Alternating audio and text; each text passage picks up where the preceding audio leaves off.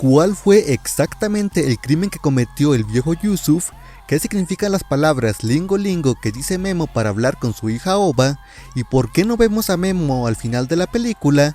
Todo esto y mucho más a continuación en 7 cosas que no viste en Milagro en la celda número 7. Empecemos por la pregunta que quizás te dejó con la mayor duda. ¿Qué significan las palabras que se intercambian Memo y Ova cuando se reencuentran y cuando se gritan desde un lado al otro de las paredes de la cárcel? Dependiendo de en qué idioma la viste subtitulada, el significado puede variar.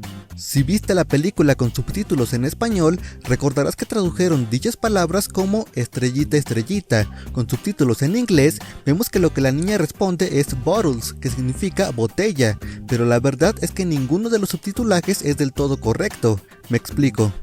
Lo que estos dos hermosos personajes hacen no es un intercambio lógico de palabras de amor, ni una clave secreta o algo que siquiera se hayan dicho en el pasado. Lingo lingo, que es lo que dice uno, y shisheler, que es lo que responde el otro, en realidad son palabras que forman parte de una canción popular turca. Mientras que lingo lingo son solo palabras que no tienen ningún significado en su idioma original ni en ningún idioma, shisheler se asemeja a una palabra en turco que significa botella. Si quieres escuchar la canción de la que te estoy hablando, en la descripción del video te dejaré un link para que puedas escucharla y detectar estas palabras por tu cuenta. Pasemos ahora a un enigma más oscuro. ¿Cuál es realmente el crimen que cometió Yusuf, el anciano que sacrifica su vida para que Memo pueda escapar de la cárcel? Para responder esta pregunta, primero tenemos que recordar todo lo que él mismo dice al respecto, lo cual es muy poco realmente. En la escena en la que Ova les pregunta a todos los reos de qué están enfermos, haciendo alusión realmente a qué crimen cometieron, vemos que algunos reacomodan las palabras para confesar que robaron, que mataron o que intentaron suicidarse. Por su lado, Yusuf comienza su confesión diciendo que le hizo caso a personas mentirosas. Después de eso, el anciano comienza a narrar los hechos que lo llevaron a prisión, pero la película no nos deja escuchar mucho de ello. Solo alcanzamos a escuchar que dice, cuando mi hija estaba en edad de casarse, y a partir de ahí su voz se vuelve borrosa, pero podemos intuir por la reacción de Memo que es algo que su hija no debe escuchar, lo cual se reafirma con una escena anterior en la que ni siquiera quería que se acercara a él. Junto a estas palabras, tenemos que en otros diálogos que tiene con el religioso que hay en esa misma celda, él deja entrever que se siente muy culpable por la muerte de su hija, a quien enterró debajo del árbol que recuerda cuando ve la mancha en la pared. Este hombre religioso le dice que su hija muy seguramente fue al cielo, lo cual es una pista muy buena para unir todo.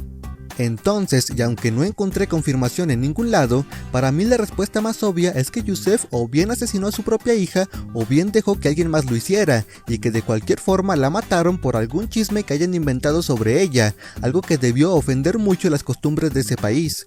Yo, personalmente, me inclino a pensar que fue Yusuf mismo quien la mató, y que esa es la razón por la que fue a dar a prisión, y si te preguntas por qué los demás reos no lo muelen a golpes como lo hicieron con Memo al saber que había matado a una niña, yo creo que es porque su hija ya era mayor de edad, además de que la mató debido a una confusión.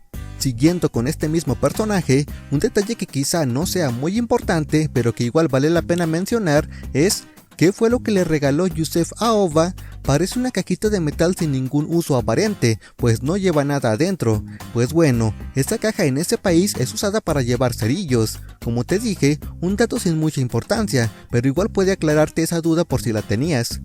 Pasemos ahora a la explicación del final. Al principio de la película, vimos una escena introductoria en la que una Ova adulta se está preparando para el día de su boda, esto mientras escucha la noticia de que se ha abolido la pena de muerte. Esta escena es retomada al final de la película, cuando vemos que la misma Ova toma la caja de cerillos que le regaló Yusuf. La pregunta aquí es, si se supone que Memo y ella escaparon al final de los acontecimientos del flashback, ¿por qué no lo vemos a él con su hija en el día de la boda? Uno podría pensar que es una escena en la que solo vemos a Ova y que quizá Memo está en otro lugar esperándola, pero la expresión que esta Ova, ahora mujer adulta, mantiene mientras observa su reflejo, nos deja entrever que lo más seguro es que su padre ya esté muerto, y que en realidad está recordando con melancolía tanto a él como a Yusuf. Un detalle más que quizá los más adultos y viejos de la audiencia lo tomarán como una obviedad es el personaje que está estampado en la mochila que Memo quería regalarle a su hija, la famosa mochila de Heidi. Si eres alguien más joven o que no sabe nada sobre este personaje, te cuento que Heidi es el personaje principal de una serie de anime infantil de los años 70.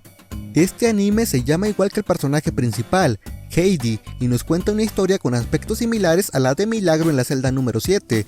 Se trata sobre una niña huérfana de ambos padres, quien tiene que ir a vivir a casa de su abuelo en una montaña. Este abuelo al principio no la quiere, pero ella termina por ganarse su corazón. Uno de los símiles más notorios entre ambas historias, además de que en ambas obras vemos a unos personajes infantiles que se ganan el corazón de la gente, es que en las dos vemos que una de las actividades principales para ganarse la vida es pastorear cabras, eso y que ambas historias giran en torno a un milagro. De hecho, esas similitudes y otros detalles en la película han dado paso a una teoría bastante loca sobre la misma, y es que hay quien piensa que Yusef, el anciano que se sacrificó, es en realidad el abuelo de Ova. Para esta teoría, la gente se basa en que Ova reconoce el árbol donde está enterrada su supuesta madre, en la pared al igual que Yusef. También hay quien dice que es por ello que no vemos a la madre de Ova en la película, ya que como ya sabemos, Yusef debió causar su muerte. Sin embargo, yo no creo en dicha teoría, ya que de ser cierta, sería obvio que Yusef reconocería a Memo en cuanto entró en la celda. Además, por cómo narró Memo los hechos de su encamamiento, parece ser que su relación era consensual entre ambas familias, así que lo más seguro es que la madre de Ova simplemente los abandonó a ambos debido a la condición de Memo, lo cual es lo que ellos mismos dicen al principio. Si te estabas preguntando si esta película estaba basada en hechos reales, la verdad es que no, pero un dato curioso que quizás no sabías es que esta película en realidad es un remake de una película coreana que lleva el mismo título. Y de hecho es el segundo remake, ya que en Filipinas también se hizo un remake el año pasado de la misma película, e incluso Indonesia también está preparando otro remake para este año, y no me extrañaría que otros países hicieran lo mismo. Por último, algo que quizás no sabías es que los actores principales de la película en realidad no son grandes revelaciones, pues todos ellos ya tienen bastante experiencia en el ámbito, solo que apenas con esta película están ganando reconocimiento mundial. La niña, cuyo nombre te pongo en pantalla porque ni siquiera intentaré pronunciarlo, ya había participado en 3 series de televisión antes de aparecer en esta película, e incluso además de actriz también es modelo de ropa infantil. En Instagram tiene más de 80,000 seguidores, por si gusta seguirla para saber sus proyectos futuros. Por su parte, el actor que interpretó a Memo también había aparecido en varias series antes, y un dato curioso es que si bien en esta película interpretó a alguien con deficiencia en sus capacidades mentales, en la vida real estudió una ingeniería aeronáutica. Pero dejando de lado un poquito las explicaciones, detalles y datos curiosos, ¿a ti qué te pareció la película? A mí la verdad es que me gustó mucho, no la sentí pesada aunque duró más de 2 horas, solo que creo que se pasaron un poco con el drama. Yo entiendo que es una película diseñada para hacernos llorar, pero parecía que solo se enfocaron en ese sentimiento.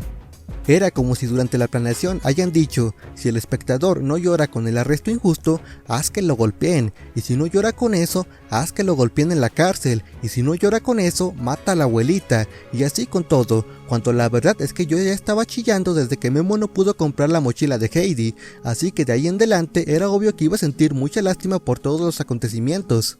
Creo que las actuaciones de todos los personajes estuvieron muy buenas, concuerdo también en que tampoco es que el personaje de Memo merezca un Oscar, pero igual fue muy creíble, y otro aspecto que me gustó mucho es que todos los personajes se sintieron muy únicos, y todos tuvieron su momento de brillar, desde los personajes en la cárcel hasta la maestra de Ova y la esposa del líder de la mafia. Cada personaje tenía una historia que contar y unos diálogos muy completos y concretos para expresarla. Me gustó también que ninguno de los personajes se mostró como completamente bueno o malo, pues vimos desde una abuelita que prácticamente casó a la fuerza a su hijo, hasta un mafioso con múltiples asesinatos en su pasado que vio hacia el futuro y les prometió a su familia que iba a cambiar. Si acaso, el único personaje que no cumple esta regla fue el padre de Seda, la niña que murió, pues a mí me hubiera gustado que nos mostraran su dolor y la impotencia que desencadena su deseo de venganza o justicia, pero no, solo nos dejaron ver su lado frío y furioso, lo que hace que lo veamos como un personaje con un alma totalmente negra.